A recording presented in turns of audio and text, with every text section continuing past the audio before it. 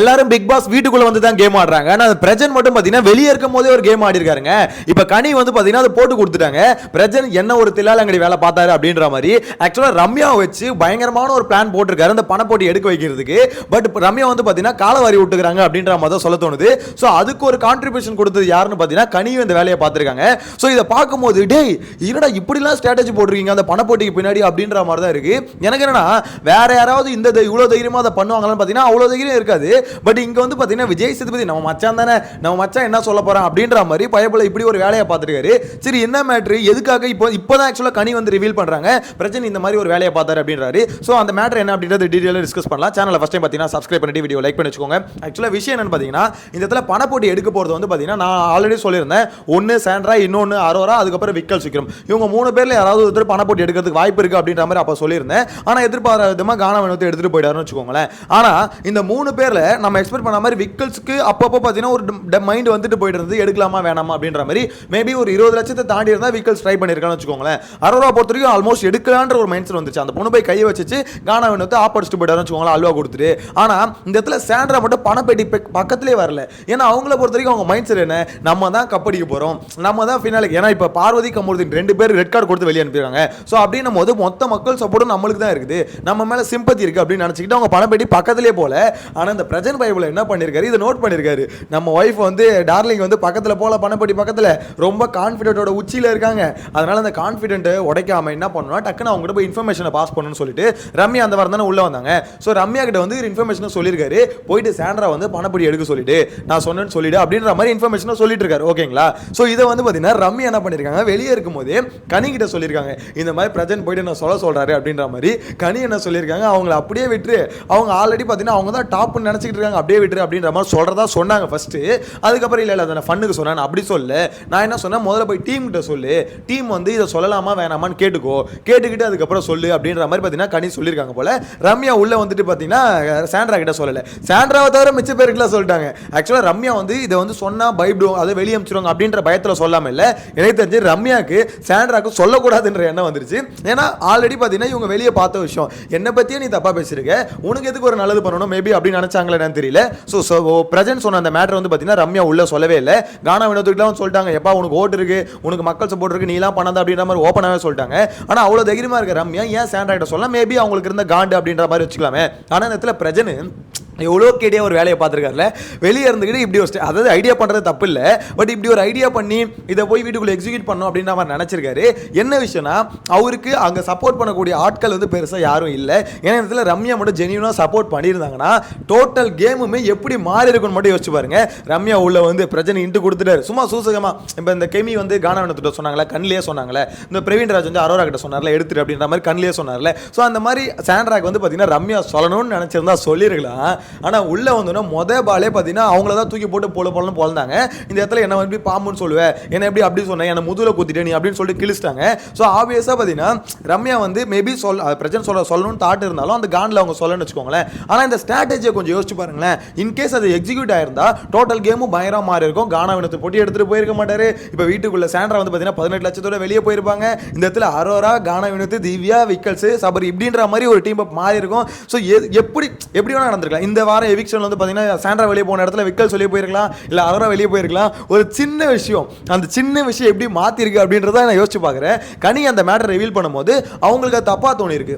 எப்படி அது பிரஜன் மட்டும் எப்படி இதை பண்ணலாம், அதாவது இந்த மாதிரி இன்ஃபர்மேஷன் எப்படி பண்ணலாம் அப்படின்ற மாதிரி அவங்களுக்கு தப்பாக தோணி இருக்கு.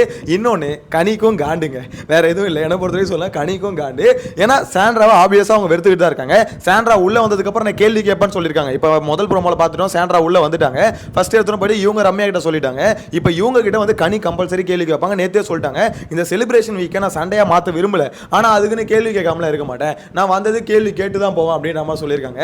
ஸோ நீங்கள் கேள்வி கேட்டாலே என்ன நடக்கும், கம்பல்சரி ஒரு ட்ராமா நடக்குமா, அந்த ட்ராமா நடக்க போது அப்படின்ற மாதிரி தான் சொல்ல தோணுது. கனி வெளியே இருக்கும் போது இப்படி ஒரு வேலையை பார்த்துருக்காங்கன்னும் போது ஓகே கனி வந்து இது வந்து நேர்மையாக இருக்கணும்னு நினச்சி பண்ணாங்களா அப்படின்ற மாதிரி கேட்டிங்கன்னா எனக்கு தெரிஞ்சு அப்படிலாம் யோசிக்க முடியல. ஏன்னா நேர்மையாக இருக்கணும், பிக் பாஸ் டீமுக்கு உண்மையாக இருக்கணும் அப்படின்னு நினச்சி அவங்க சொன்ன மாதிரி தெரியல. ஏன்னா அவங்க இதே இன்கேஸ் வந்து பார்த்தீங்கன்னா இப்போ எப்படி சொல்கிறது, போயிட்டு இந்த மாதிரி விக்கல்ஸுக்கு சொல்லிவிடு இல்லை அரோராவுக்கு சொல்லிவிடு அப்படின்ற மாதிரி சொல்லியிருந்தா அப்போ வந்து கனி மேபி அவளை யோசிச்சிருக்க மாட்டாங்க. இது எத்தனை போய் சாண்ட்ராக சொல்லிவிடு பணப்பட்டி எடுத்துகிட்டு போயிட்டு அப்படின்னும் போது அவங்களுக்கு காண்ட் இருக்கும்ல, ஐயா நம்ம இது நல்லவன் விக்ரம் இருக்கான் உள்ள அரோரா இருக்காங்க, ஸோ இவங்களை விட்டு அவங்க பணப்பட்டி எடுத்துகிட்டு போகிறதா மேபி அப்படி யோசிச்சிருப்பாங்க அப்படின்ற மாதிரி தான் நான் கெஸ் பண்ணுறேன். ஏன்னா அவ்வளோ வந்து பிக் பாஸுக்காக அப்படியே உண்மையாக இருக்க ஆட்கள்லாம் இல்லை, இங்கே வந்து மற்ற பிளேயர்ஸ்க்காக உண்மையாக இருந்திருக்காங்க. மேபி அவங்க நினச்ச மாதிரி இப்போ கனிக்கு தெரிஞ்சு போச்சு சாண்ட்ரா வந்து என்ன நினச்சிட்டு இருக்காங்கன்னா டாப் 2ல் இருக்கும், நம்ம தான் வந்து டைட்டில் வின்னர் கேட்டகரி அப்படின்ற மாதிரி நினச்சிக்கிட்டு இருக்கிறதா இவங்களே இப்போ சொல்கிறாங்க. அவங்க அந்த மைண்ட் செட்டில் தான் இருக்காங்க. நீ அப்படியே விட்டுரு அப்படின்ற மாதிரி தான் சொன்னதாக ஃபஸ்ட்டு சொன்னாங்க, அப்புறம் மாற்றிக்கிட்டான்னு வச்சுக்கோங்களேன். ஸோ அவங்களோட மைண்ட் செட்டை பொறுத்த வரைக்கும் அப்படி தான் இருந்தது. சாண்ட்ராவை டிஸ்டர்ப் பண்ண முட்டாலே சாண்ட்ரா பணப்படி பக்கத்தில் போகிறதில்ல, போக மாட்டாங்க. ஸோ நீ வந்து அவங்கள வந்து பாசிட்டிவாகவும் சொல்லாது நெகட்டிவாகவும் சொல்லாது, எதையுமே சொல்லாம விட்டுரு அப்படின்ற. ஆனால் எனக்கு இருந்த டவுட் என்ன தெரியுமா, சாண்ட்ரா பொறுத்த வரைக்கும் ரம்யா உள்ள வந்து பொழந்தாங்க, வியானா உள்ள வந்து பொழந்தாங்க. ஸோ அந்த இடத்துல வந்து சாண்ட்ரா எப்படி யோசிச்சிருக்கணும், இந்த மாதிரி என்ன வரவங்களாம் நம்மளை அடிக்கிறாங்களே, ஒருவேளை நம்ம நடிப்பு வந்து ஒர்க் அவுட் ஆகலையா, நம்ம ஆக்டிங் எங்கேயாவது ஃபெயிலியர் ஆயிடுச்சா அப்படின்ற மாதிரி சிம்பிளாக யோசிச்சிருக்கணும்ல. ஆனால் அந்த இடத்துல யோசிக்கவே இல்லைங்க. எனக்கு ஆச்சரியமா இருந்தது எப்படி இவங்க யோசிக்காம இருக்காங்க.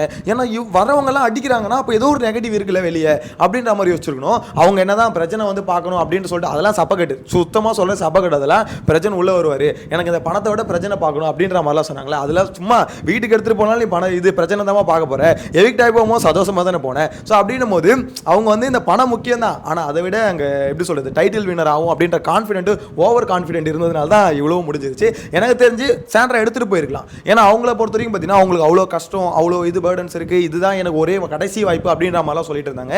ஸோ அப்படின்னும் போது கடைசி வாய்ப்பு உங்ககிட்ட கிடைக்குது அப்படின்னும் போது எப்படி முடிவு எடுப்பாங்கன்னா கானம் எடுத்த மாதிரி தான் முடிவு எடுப்பாங்க. ஏன்னா அவருக்கும் அவ்வளோ தேவை இருக்குது. ஸோ அப்படி தேவை இருக்கும் போது அவர் சொன்னார்ல, இப்போ பிரியாணி கிடைக்கும் அப்படின்றதுக்கோசம் இப்போ இருக்கிற பழைய சோத்தை விட்டுற முடியாது அப்படின்னு சொல்லிட்டு ஒன்று சொன்னார்ல, அதுதான் உண்மை.